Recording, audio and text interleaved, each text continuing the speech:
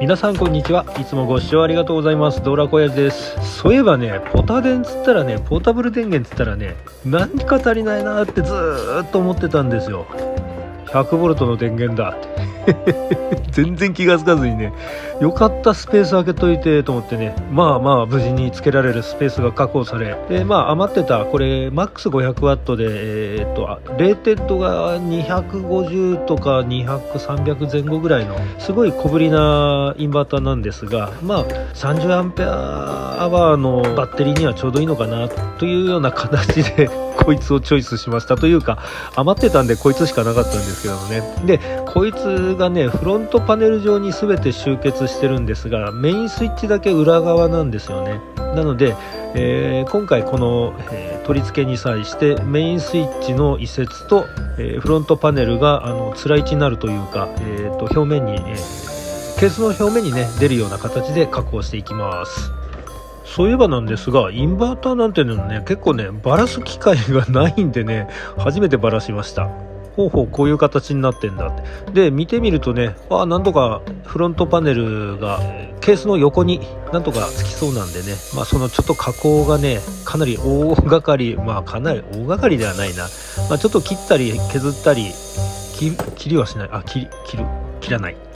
切ったり削ったりしますんで、微妙に参考になるかどうかは分かりませんが、ご参考にしていただければ、参考にならないなら参考にならないだろうみたいなと思います。まずはじめにインバーターのスイッチの方から。このインバーターのスイッチの方はね、コネクタでつながってたんで、簡単に外すことができました。これもう線ちょん切っちゃって、新たに、ケースの長さぐらい、当然、フロントパネルの方に持っていくんで、ケースの長さぐらい延長させるだけでいいんですが、そのぐらいのインバーターと同じぐらいの長さのコードを延長させていきます。配線の接続の方はもうハンダ付けで、特に切ったりなんていうのかな、外したりつなげたりする必要はないので、そのままハンダ付けでやっていきます。このインバーターも某国製なんですが、中見てびっくりなんだけど、結構細い配線使ってますよね。なんでね、でちょっとねハンダ付けしてて、銅の質もどうなんだっていうような、どうでもいい話なんですけどね、そんなちょっとどうしようかって考えたんですけどもね、もうこれどうしようもないんで、動線はそのまんまにしておきました。続きましてはですね、取り付ける予定のインバーターのフロントパネルをケースの方で、ネジ穴とかをトレースして、今ドリルで穴を開けて、ネジ穴の部分ですよね、開けてるところです。続きまして、フロントパネルの裏側にいろいろデコボコと出っ張ってるものがあるのと、フロントパネルはこのプラスチックのケースの外側に出したかったんで、インバーターのフロントパネルが付けられるような形で、これケースの部分をカットしていきます。で加工は確かにしやすいんですが、意外とカッターだとね、なかなかこれ切りづらいんですよ。なんでね、ちょっと横着して、リューターで丸ノコの刃つけて切っちゃってます。道具って楽ですよね、本当に。でもね、このリューター、両備のリューターなんですが、もうかれこれ20年以上前からずっと使ってて、そろそろガタが出てきてるのかなっていうので、買い替えを検討しております。最近ではね、本当ダイソーなんかでも安い500円とか600円ぐらいでね、リューター出てるんでね、そういうのでもいいのかななんて思いつつ、これね、両備のやつ当時でね1万なんぼしたのかな、えらい高い買い物を頑張ってしまって頑張ってしたっていうのか。その両備もね、パワーツールなんかはね、京セラの方に売却したということでね、ちょっと寂しい気もしますけどもね、これが世の中の流れということで致し方ないことなのかなとちょっと思ってしまいました。さて話が横道にそれる前に、でこのインバーターなんですが、初めはこの丸裸にしてユニットだけ取り付けようかなって思ったんですよ。なんですがね、構造をよく見てみると、一番裏側に、クーリングファンがついてまして、おそらくケースをつけて、そのケースの中に空気を流すことで冷却するっていうことからしたら、これケースそのままつけた方がいいんじゃないのかということで、ちょっと予定を変更してケースのまま取り付けるような形でちょっと今加工をしていきます。でその加工の一つとしてこれフロントパネルをこのプラスチックケースの外側に出すっていうことで厚み、プラスチックケースの厚みが 1.78 ミリあるんですが、その分ちょっと基板の方を前側にオフセットさせないと USB が刺さらない。 USB がこれに2つついてるんだけど、それがねちょっと奥まで刺さらないという現象が起きてしまうんで、そのインバーターの基板の方をちょっと1.8 ミリ前後ぐらい前にずらすというので、このケースにこの基板と要は冷却させるためにこの基板にこうつけてるんだけど、そのネジをねちょっと長穴加工して基板をちょっと 1.8 ミリほど前にずらすという方法でちょっと今加工をしました。でね、ここでもねドーラコヤジのこの計算力の弱さがこの露呈されてしまうという。板は 1.8 なんですよね。長穴加工して穴の径プラス 1.8 ずれればいいだけなんですよ。だから 4.8 とかあと3ミリネジなんで3.5 ミリぐらいだとしたら 5. 点いくつとかそんなもんで 5ミリぐらいでいいはずいずれにせよねちょっとぐらい長くったってねどうとでもなるんですよ。ネジを締めるときに調整すればいいんだからもうね。というわけで普通のドリルの刃を使っちゃった本当に雑な長穴加工ね。リュータービットあるのにねなんでドリルの刃でやっちゃったんだろうっていう気がついた方いるかな。気がつかれちゃったか。まあいいや、続きまして基板もこれねほんと咳込むぐらい、粉塵が上がるから本当マスクした方が良かったんですけどね。もうドラコヤジほんといろんなもの吸い込んじゃってるからね変な病気になるんじゃないのかっていうちょっと心配なんですけどね。これもね 1.8 ミリほど、カットしました。基板のちょうどケースに干渉するところがあったんでそこだけカットしてで以上で取り付けられます。あとはねスイッチを移設する移設っていうのかなは後ろについてたスイッチを前に持ってくるんでその穴を、これもカッターで開けるんです。これさすがにね丸のこのリュータービットじゃね削れないんでね。かといってね普通のリュータービットだとねまっすぐね削るの私すごい下手くそなんでさ、だからね根性でカッターで切りました。でね無事にスイッチの方もね雑なドラコヤジの割にはしっかり測ってきっちりカッターで切ったんでねぴったり収まりました。よかったよかった。以上で全てのパーツインバーター本体がついてないでインバーターの本体を取り付けて終わりですね。今回はねバッテリーは1本しか積まない予定だったんでこんなにゆったりとした構造で作ってるんですが、これがねもしバッテリーを2本これ実は2本乗りそうなんですよね。2本乗せるときはこのインバーターのケース自体は上なり横なり向けてちょっと空間の確保してで2本乗せれば600、700ワットアワーぐらいの巨大なポタ電が完成します。今回はねっていうかこれバッテリー自体が18000なんぼでねえらい高いんですわ。そんなの2本も買ったらね多分ね、うちの妻にねグーで殴られるんで今回は1本ということで、これでもね十分にね車中泊程度だったら本当に1泊本当扇風機とかそういうの回さない限りは十分耐えられるようなそういう電力なんでねこれでいいと思います。しかもね LFP バッテリーっていうのは充電する速度がえらい速いんですよ。なのでねちょっと車走らせればもちろんサブバッテリーとして接続して車ちょっと走らせるだけですぐ満充電になっちゃうんでこれすごくね有効ですわ。本当ね作ってみてよかった。でもねもちろんそうなるとインバーターなんかもね巨大なやつ1000ワッ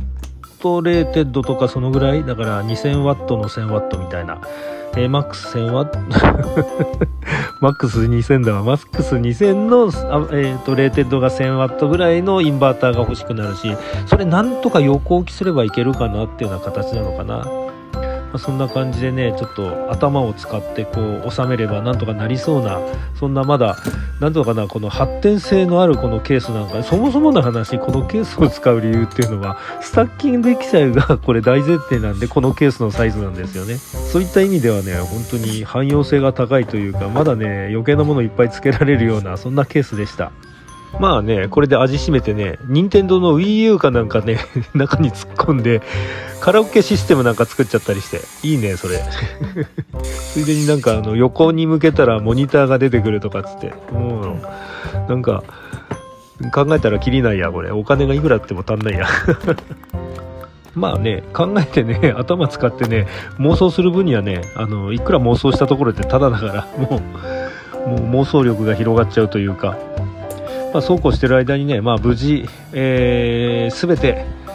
これで全て付け終わりました。であとはねテストをしていかなければならないんですが、まずは細かいところから、インバーターの方にも USB がついてるんで、その USB で、動作するのかの確認、これは携帯電話につないでね、ちゃんと充電が出てきたじゃない充電できてたんでね、これは良かった。当然ですよね。インバーターのパイロットランプがついてるんで、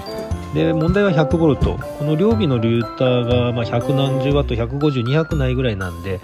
モーターの起動電流っていうのがね結構倍以上なんでいけるかどうかちょっと不安だったんですけど、なんとか回りました。あと他にねシガーソケットの方とかついてるんですが、それはねちょっとねシガーソケットの電気機器がないんで割愛させていただきます。それは問題なく、使えるでしょうということで、もうあとはもう固定していきます。でこのままだとね本当バッテリーがねすっ飛んできちゃったり、すっ飛んでくることはないけどもねガタガタしてねなんか居心地悪いというか、それが元でねやっぱり配線傷つけちゃったりだとかね短絡しちゃう原因にもなっちゃうんでね、これはしっかり固定しなければということで、一番手っ取り早く固定できるのが格好のしやすい、スタイロフォーム。これはねドラ工事のリフォームでも、よく使わさせていただいたそれの余りです。お金かかっておりません。それをねこまごまとね全部取っといてあるんですよ。それでねこのなんつうのかなパーツ全部固定できたんでね。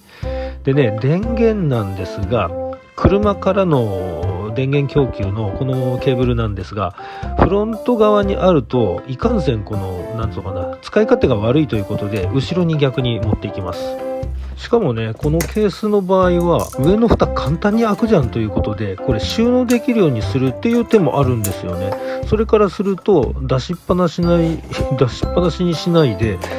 収納もできるように。でバッテリーの方もなるべく中心に寄せた方がいいんで、実は中心になるべく寄せて搭載してるんですよ。そうなるとバッテリーの後ろ側にケーブルを入れるこのスペースができてしまったという、本当一石二鳥というか三鳥というか。そしてねもう昨日ヘトヘトになっちゃったんでそのままねつけなくてよかった。もう本当にねインバーターつけるのすっかり忘れてね、つけ終わってからねもう一回やり直しってわけじゃないけどもね、この作業をね外でやるってなったらちょっとゾッとするんでね、もう家の中でね朝からゆっくりできてよかった。家の中でねとりあえず充電も完了させて一通り動作のチェックしたんですが、問題なく動いております。車両の接続用のケーブルの方もね後ろにあったんでね、ほんとフロントパネル上はねかなりスッキリしてます。こうすることによってねスタッキングした時のね統一性っていうかねなんかすごく良くなるんじゃないのかなってすごく思いました。というわけで早速駐車場に行ってみましょう。でこのサンバのねバッテリーの端子なんですがね、電源を取り出し用の端子とかつければいいんだけど、これはねちょっとあんま見ないでください。ダイレクトにつけております。そのうちこんなやつ使ってね取り付けるようにします。急遽変更した車への接続用のケーブルなんですが、これは大成功ですよ。本当にこの方が使い勝手が良かった。こんな感じでね車との接続が完了しました。で疑似的にバッテリーの電圧が低下したっていうような形に、してとりあえず動作するのかどうかの確認をしていきます。で今オンにして、エンジンはかけずにバッテリーだけが出てくるような状態。これでねちょっとヘッドランプもつけたところでやっぱり電圧は一気に低下しますよね。そうすることによって 12.8V を切ると電源の方が落ちる。この真ん中のパイロットランプが消えました。これが車に搭載されているメインのバッテリー、これからの電力の供給がカットされたっていうことになりますので、この方法は大成功。で今度はエンジンをかけました。そうするとパイロットランプがつきます。エンジンがかかってオルタネーターからの電力が供給されて 13.3V を超えたんで、バッテリーに電力が流れ込むような形でこのパイロットランプがつくようになりました。というわけでねアイソレーターが正常に機能しているってことが分かりました。あとはねこのサブバッテリー兼ポタ電、これをつなぎっぱなしにしてメインバッテリーが上がったりしないか、それの確認をね1週間ほどしましたね。全く問題なく機能をして、でエンジンも普通にかかるようだったんで、まあとりあえず大成功だったのかなと。まあちょっとしばらく使ってみてね、また何かあるようだったらね動画上げようかと思っております。でね、これキャップもこうやってついててね、ちょっと水こぼした時とかもね漏電も防げるし、まあ何よりもね金属片とかがねそういったところで接触してね、ショートするっていうそういった心配も防げるんでね、この接続方法っていうのはなかなかよくできてるのかなと思いました。さていかがだったでしょうか。というわけでね、完成祝いっていうわけではないんですが、お花畑じゃないや、花畑牧場のカマンベール、それとですね、こちらはですねスパークリングティーカモミール、メーカーが、ラシャス、フランスですね、フランスのラシャスっていう会社のカモミール。前回じゃないな、だいぶ前にラルチザン・デュテっていう会社のね、アールグレーの、スパークリングあったんですけども、まあそれと同じような、まあ、いろんな会社でねやっぱりそういったティースパークリングっていうのが出てるのかな。結構ね甘党の道楽親父なんですよ。私こういうの大好きでこれサブバッテリーがついたってことは結構幅が広がるんですよね。 FF ヒーターつけたりだとか、次は何しよっかな。最後までご視聴ありがとうございました。道楽親父でした。